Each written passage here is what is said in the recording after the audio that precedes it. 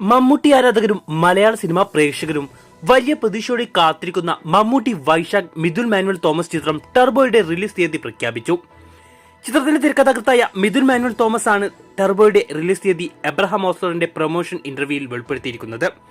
പ്രഖ്യാപന സമയത്ത് ഓണത്തിനോ വിഷുവിനോ ഫെസ്റ്റിവൽ റിലീസായി തിയേറ്ററുകളിൽ എത്തുമെന്ന് കരുതിയ ചിത്രം ഈ വർഷം മേയിൽ റിലീസ് ചെയ്യുമെന്നാണ് മിഥുൻ പറഞ്ഞിരിക്കുന്നത്.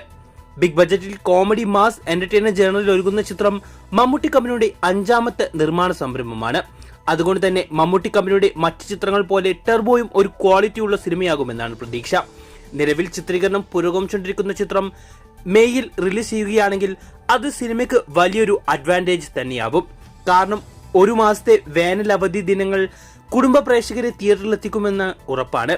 അങ്ങനെയെങ്കിൽ പോസിറ്റീവ് റിപ്പോർട്ട്സ് ലഭിക്കുകയാണെങ്കിൽ ചിത്രത്തിന് സുഖമായി 100 കോടി ക്ലബിൽ കയറാൻ സാധിക്കും.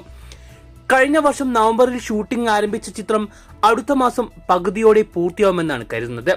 അതേസമയം സോഷ്യൽ മീഡിയയിൽ തരംഗമായ ഫസ്റ്റ് ലുക്ക് പോസ്റ്ററിന് പിന്നാലെ ടർബോയുടെ സെക്കൻഡ് ലുക്ക് പോസ്റ്റർ റിലീസ് ചെയ്യാനുള്ള തയ്യാറെടുപ്പിലാണ് അണിയർ പ്രവർത്തകർ. വൈകാതെ ഇതുമായി ബന്ധപ്പെട്ട ഒഫീഷ്യൽ അപ്ഡേറ്റ് പുറത്തുവരും.